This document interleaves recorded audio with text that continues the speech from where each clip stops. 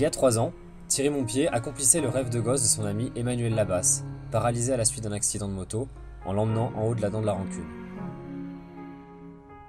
À la suite de cela, en juin 2017, Thierry décida de faire l'ascension en solo intégral de 2 voies de ce monolithe dressé au cœur de la vallée de Chaudefour. La voie normale, 50 mètres en face ouest, et la Bobo, 90 mètres en face sud. Une réalisation sportive à la hauteur de la cause qu'il soutient désormais, Handicap International.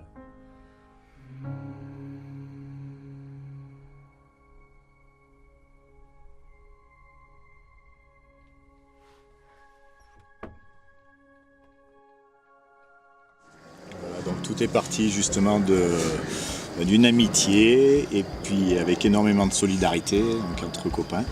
Donc on est monté dans cette magnifique vallée de Chaudefour qu'on voit juste derrière nous. Et donc ils m'ont porté sur un brancard jusqu'au pied de la dent. À la suite de ça, mon ami Thierry a pris le relais, donc m'a équipé et c'est des sensations totalement différentes parce que là, faut utiliser ses petits bras pour pouvoir essayer de grimper jusqu'en haut. Donc ça n'a pas été simple au départ. Ça a été dur. Ça a été pas dur. mal de petites gouttelettes d'eau qui ont coulé le long de mon front. Bien sûr, après sur la fin, ils m'ont un petit peu aidé parce qu'il y avait Un petit ressaut. qui n'était pas très simple. Donc voilà, donc j'étais assis dans un baudrier, j'avais des genouillères, les jambes bien attachées ensemble pour éviter qu'elles se baladent.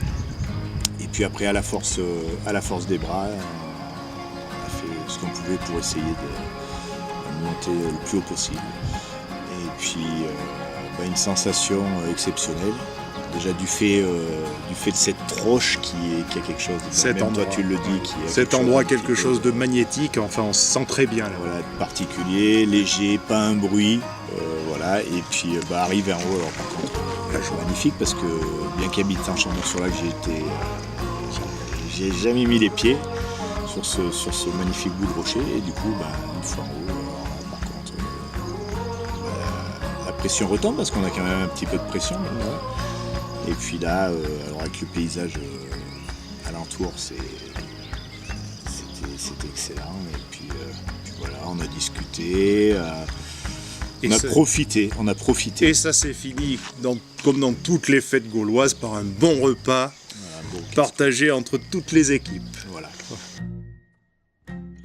J'ai des papilles dans les yeux quand on m'évoque la dent de la rancune, parce que pour moi c'est un peu comme ça que je suis rentré en religion d'escalade.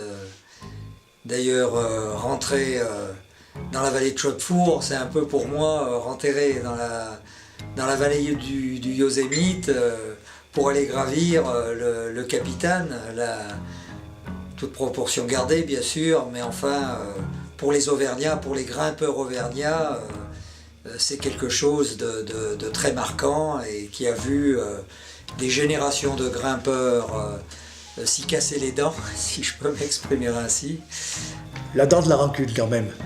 Au lieu mythique auvergnat, il était normal qu'Handicap International puisse bénéficier de cette belle image.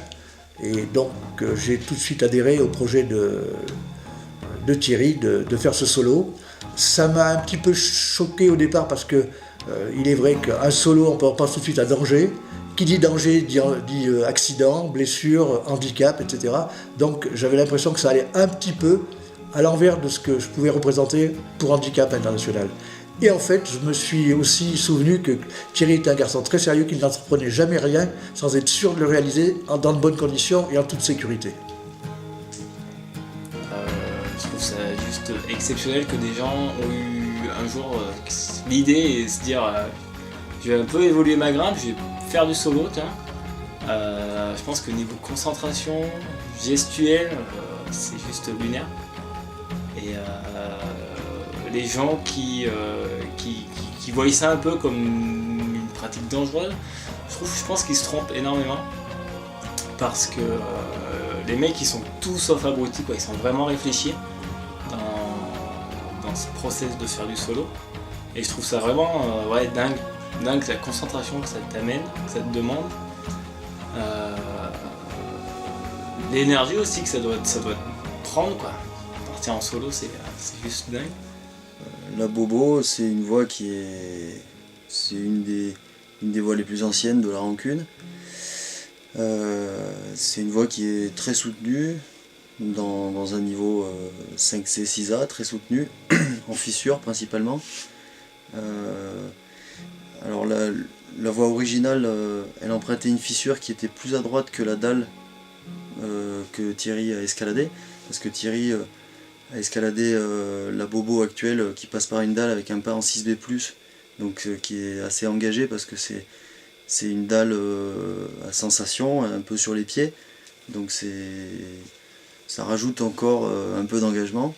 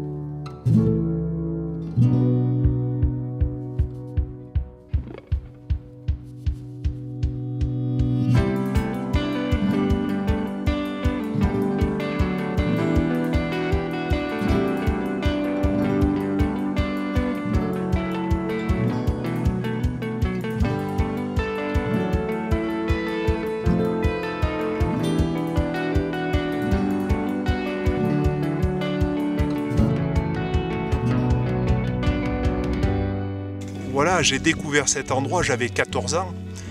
Je passais au pied et puis j'ai vu bien sûr des alpinistes qui grimpaient. Alors à l'époque, j'ai 53 ans, il y en avait très peu. Et d'entendre ce cliquetis de mousquetons, de voir ces hommes qui montaient, où le regard se portait, eh ben ça m'a interpellé. La semaine d'après, j'étais sur le site, je faisais d'abord l'aiguille du moine et en 15 jours après, je faisais la dent de la rancune, donc en tête, en basket, avec du matériel que j'avais été acheté et un marchand de Montferrand qui m'avait expliqué les rudiments de l'escalade. Voilà comment ça a démarré cette passion.